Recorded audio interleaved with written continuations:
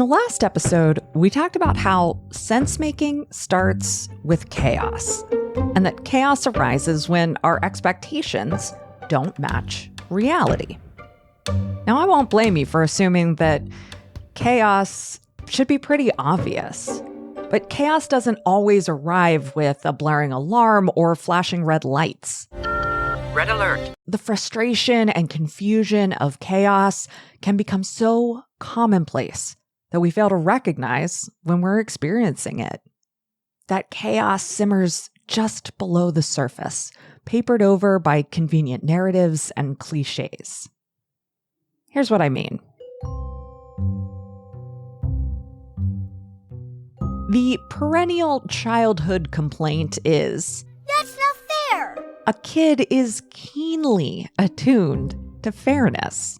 They believe authorities should mete out rewards and punishments in a predetermined and just way. They expect that what one child gets, another should also get. If one friend gets to go to the party, all the friends should get to go to the party. The exasperated and perhaps cynical parent responds to, "That's not fair," with, "Life isn't fair, and the sooner those kids learn that, the better." At first, the child will remain frustrated and confused. They won't accept that fairness isn't a guiding ethic outside the kindergarten classroom.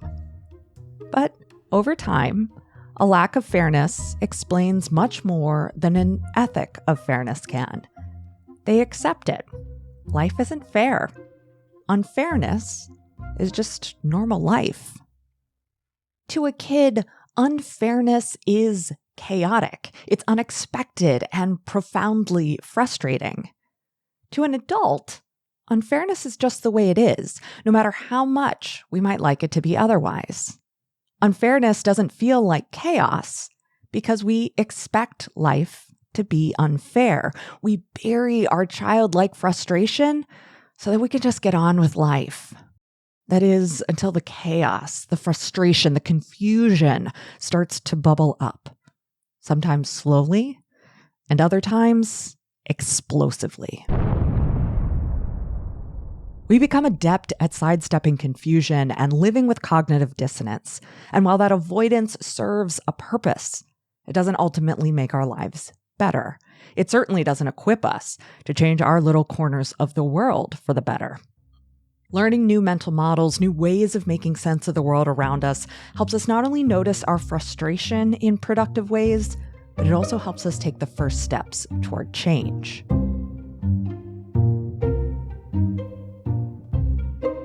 I'm Tara McMullen, and this is What Works, the show that rethinks work, business, and leadership for the 21st century economy.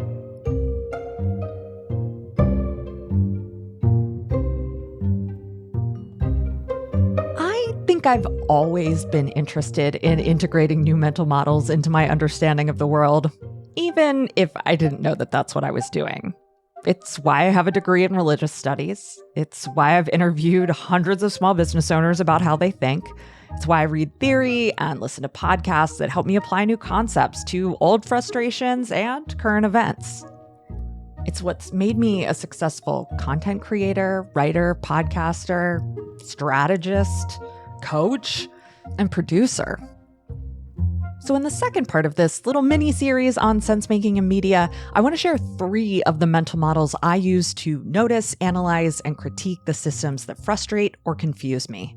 I often use these in my writing, but I also use them with clients, with my kid, and with pretty much anyone who will listen to me, which includes you. So thanks. Now, these models aren't even the tip of the iceberg when it comes to all the different ways we can make sense of the world, but I do think they're ones you can apply broadly and start using quickly. Or you might notice that they're models you're already using and now can be more conscious of how you deploy them. Speaking of which, if you want to communicate with more clarity, create more persuasive messaging, and stand out from the crowd with rigorous thinking, check out Making Sense. Making Sense is my 8-week interactive workshop that walks you step by step through creating media that helps others make sense of the world. Whether you're a writer, podcaster, creator, academic, marketer, or any other kind of media maker, you'll learn new tools for producing content that offers others some relief from the confusion and frustration they feel. To learn more and to register, go to makingsense.fyi. That's makingsense.fyi.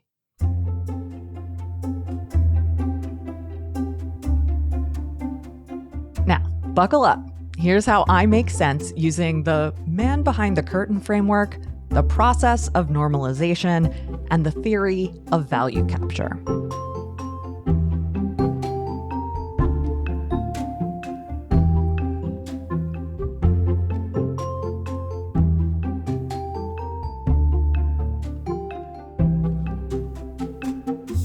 Last week, a client expressed their frustration at the absolute drivel, those are my words, not theirs, that passes for good content on LinkedIn. Specifically, they expressed that that's the kind of thing people want to see on that platform. And, well, my client just wasn't interested in making or engaging with it. Now, I completely agree that the average LinkedIn post, at least the ones I see, is a dumpster fire fueled by hustle culture and AI summarized productivity books. But I did have one quibble. My quibble, okay, it's more than a quibble, is that just because that kind of content is ubiquitous and popular, at least according to the metrics of the platform, it doesn't mean that people want to see it. Instead, the presence of this particular type of drivel means that posters have figured out that this type of post is more likely to meet the criteria that the LinkedIn algorithm selects for. Likers and commenters have in turn learned that engaging with those posts helps to boost their own content. So not only do they feed the algorithm with engagement data, they also create more of the same kind of post, hoping for the same effect. It's a reinforcing feedback loop. So what's going on here? Well, as algorithmic feeds replaced chronological and follower-based feeds, platforms had to teach us why this was a preferable approach to viewing content. While the old message was, we'll show you what your friends and family are up to so you can stay in touch, the new public-facing message had to be, we'll show you the stuff you really want to see. We went from engaging with these platforms with a friends and family mental model to a mental model featuring an algorithm that was just trying to make us happy. Of course, that was just the public-facing message. The operational model prioritizes value production by getting us to spend as much time on the platform as possible. Yes, sometimes that operational model and the mental model we intuited from it, that the algorithm was showing us popular content we wanted to see, overlapped. I mean, the odds that I get sucked into the first video I see when I open up TikTok are pretty high. But more importantly than my interest in that video is that I scroll to see the next one, and the one after that, and the one after that. So to properly contextualize the content I see on an algorithm-driven platform, I have to consciously remember to apply a mental model based on stickiness, on the chances that I will stick around longer based on what I see, good or bad. So it's not accurate to say that the content on LinkedIn is what people want to see. Instead, we should deduce that the content on LinkedIn is keeping people engaged longer. Creating content that keeps people engaged on LinkedIn is a very different thing from making content people want to see.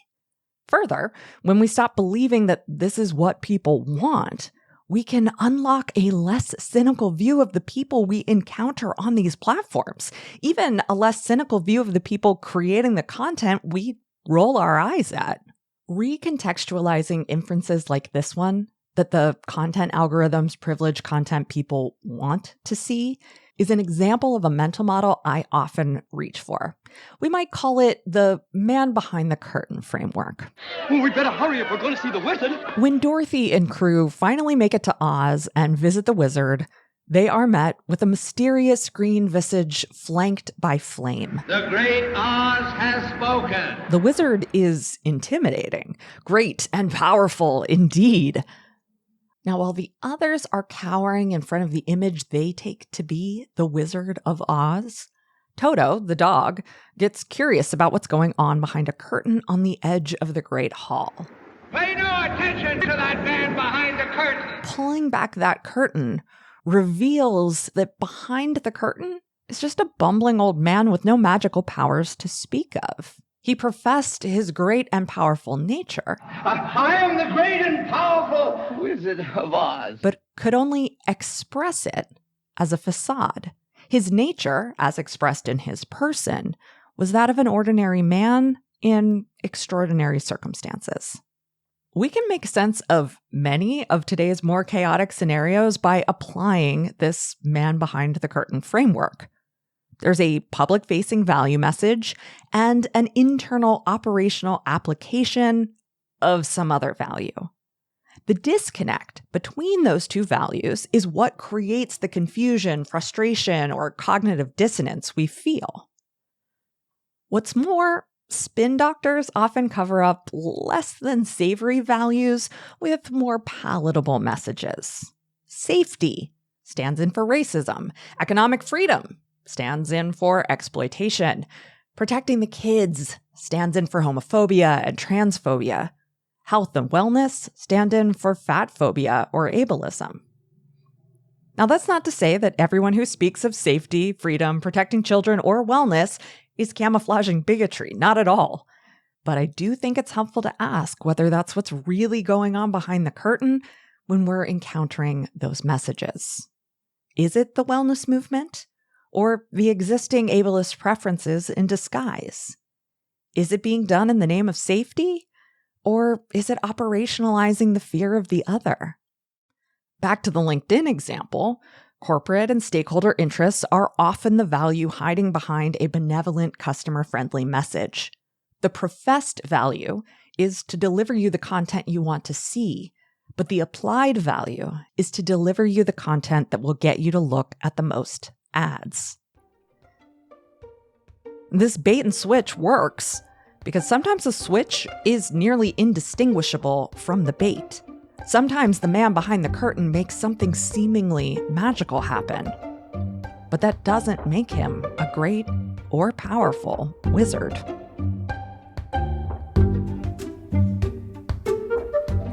So that's the man behind the curtain framework. Now let's take a closer look at the process of normalization.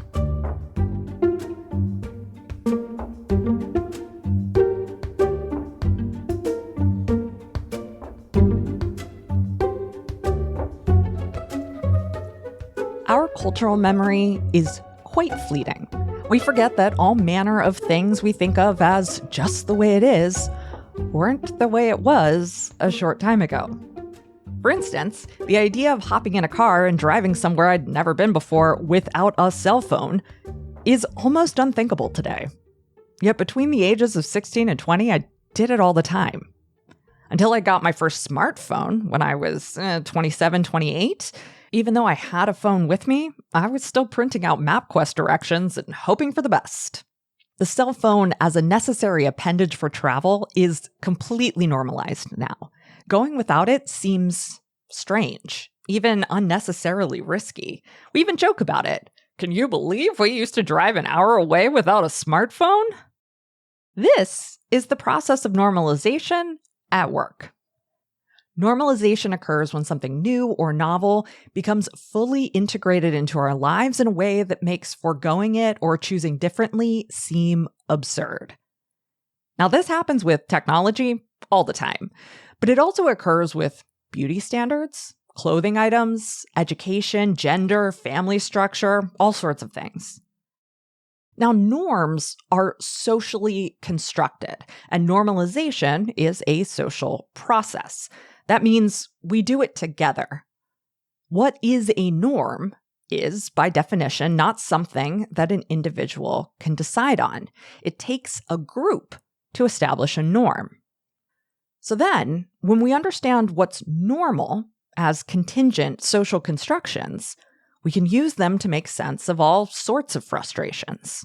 While we often talk about normalization as a process that occurs on the societal level, and rightfully so, it also impacts much more personal frustrations too.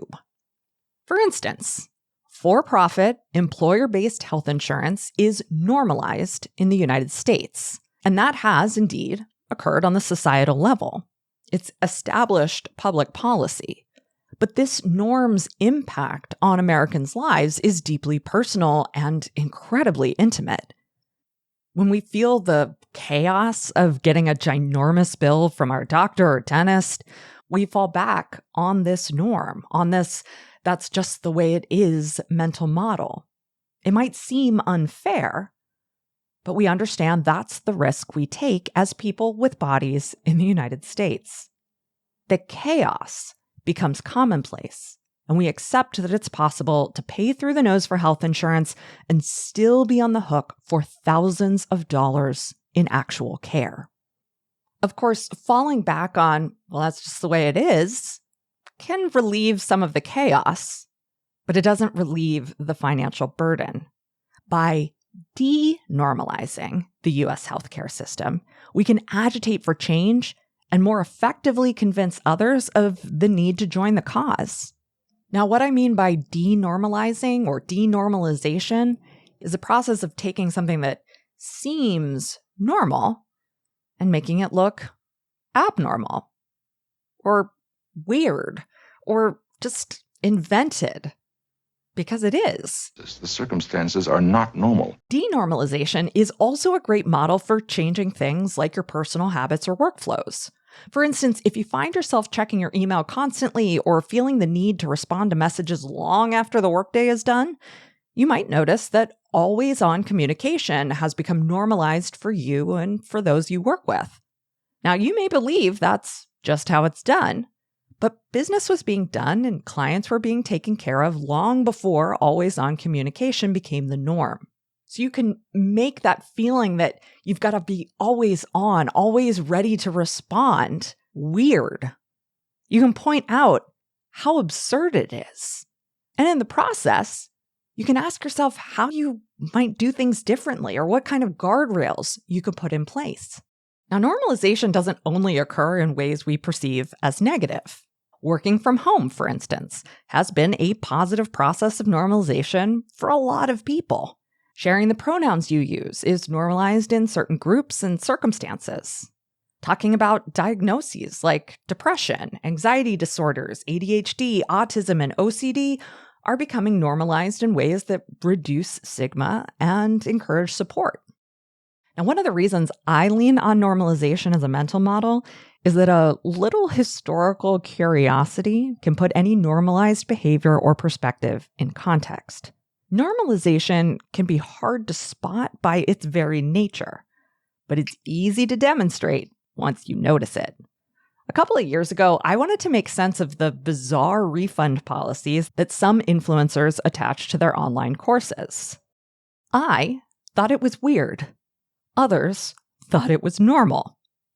So I let my historical curiosity lead the way, and it led straight to Josiah Wedgwood, who is cited as having the first money-back guarantee in the nascent consumer economy. That's Wedgwood, as in ceramics, and the nascent consumer economy, as in the late 18th century. By connecting the historical dots, I was able to show how refund policies were normalized over centuries, and how the refund policies I found so perplexing were a reversal of the logic that once inspired guarantees in the first place. Didn't necessarily make me less frustrated with those refund policies, but it certainly cleared up some of the chaos. Now, the other reason I lean on normalization as a mental model has to do with its ability to not only explain how we got here, but also provide a roadmap for going somewhere else. Once you realize that the subject of your frustration is socially constructed over time, it's possible to ask what we might construct in the future.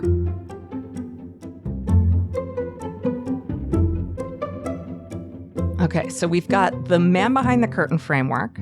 We've got the process of normalization. Now let's talk about the theory of value capture.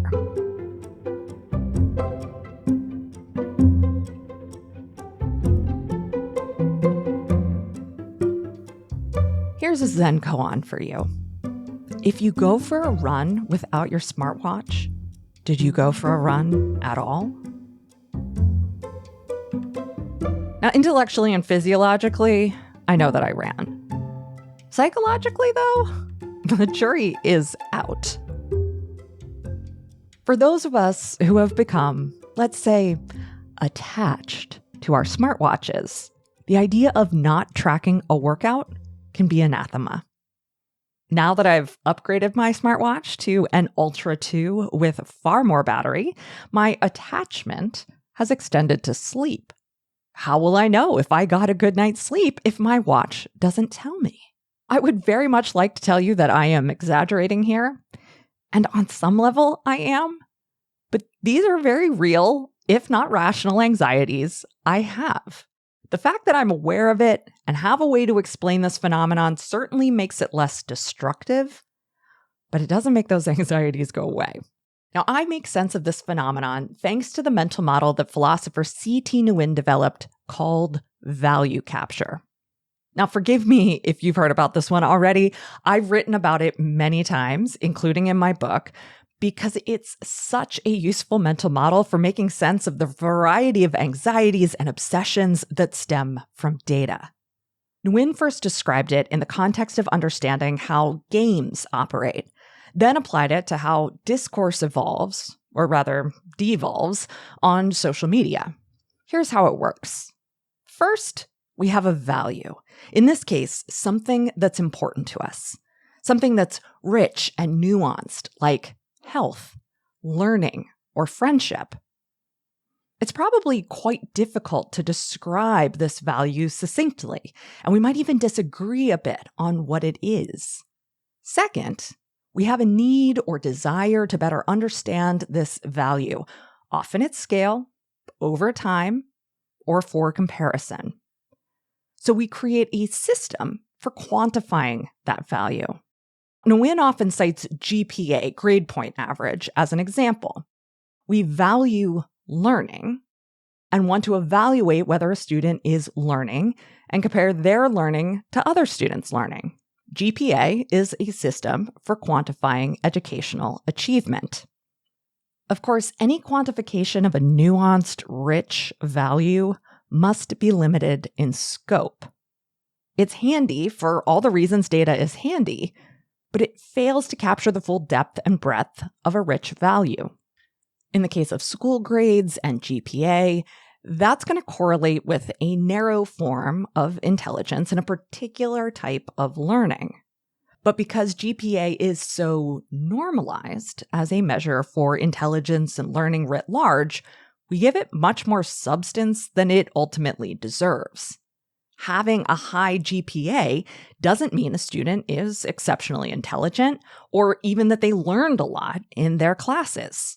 It means they produce the behavior that leads to good grades. That shift from trying to evaluate a nuanced value to inadvertently incentivizing behavior specific to the evaluation rather than the value is the third part of the value capture process. Okay, that was a mouthful.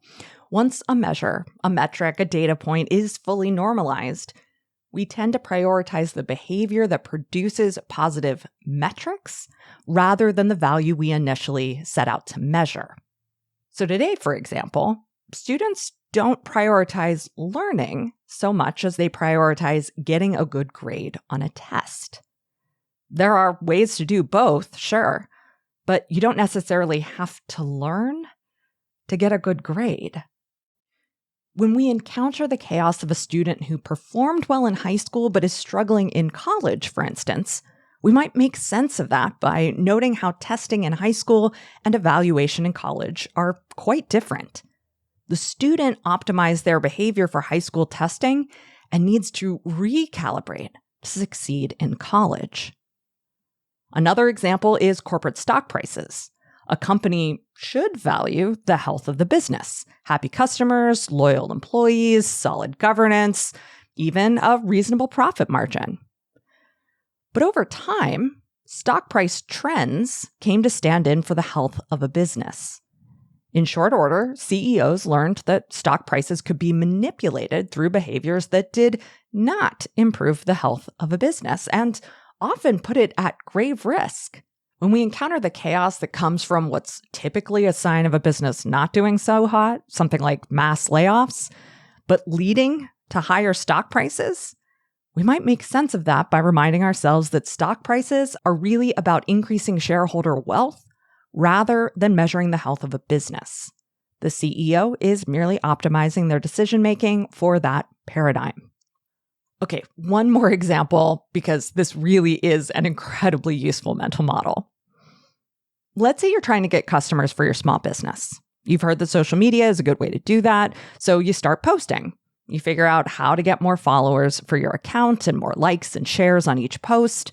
And because these are the most visible metrics, you start to adjust your content to get more and more followers, likes, and shares. But then you notice that you haven't gotten any customers from the work you've done on social media. That's confusing. You believed, consciously or not, that maximizing your social media metrics would translate into new leads. You substituted followers, likes, and shares for a rich, nuanced value like interest or even attention. Your content wasn't designed to attract customers. It was designed to attract followers, likes, and shares. You wanted customers, but you behaved as if you wanted likes. That's value capture. Now, as our institutions, social relations, and personal lives have become more and more datafied, more and more machine readable, value capture has become ubiquitous. We love to be able to plug numbers into spreadsheets and rank things. We love it when data seems to provide the right answer to a question that seemed impossible to know. Data and their analysis feel clarifying and objective. And data can be really helpful, just not at the expense of what matters most. When you encounter chaos as a result of value capture, ask yourself what metric seems most important, whether that metric actually measures what matters and what value actually matters to you. Untangling value capture can help you take more effective action, create new ways to evaluate progress, and return to a richer, more nuanced set of values. These three mental models, the man behind the curtain framework, the process of normalization, and the theory of value capture, aren't discrete. They overlap and inform the others, as do a host of other mental models useful for making sense of chaos. And sometimes chaos can't be explained by existing theories. So we need new mental models to explain emerging forms of chaos.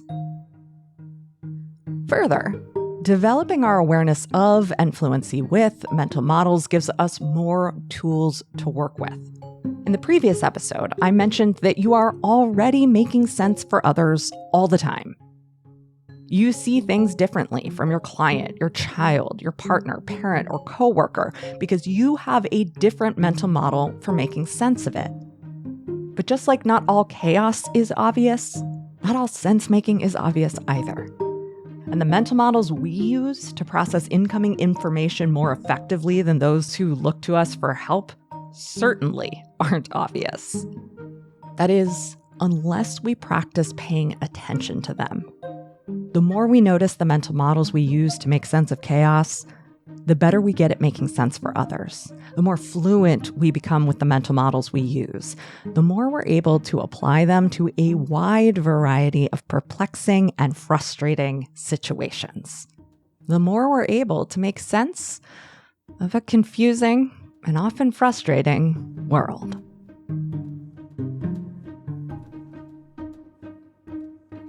If making sense is something you know you want to do more of for people you care about, in September, I'm hosting Making Sense, an 8-week workshop on turning meaningful ideas into remarkable media. Step by step, I'll help you identify the ways that you already make sense for your audience or team members, stakeholders, or students so that you can create articles, videos, podcasts, white papers, or social media posts that make a bigger impact. To get all the information on Making Sense, go to makingsense.fyi. That's makingsense.fyi.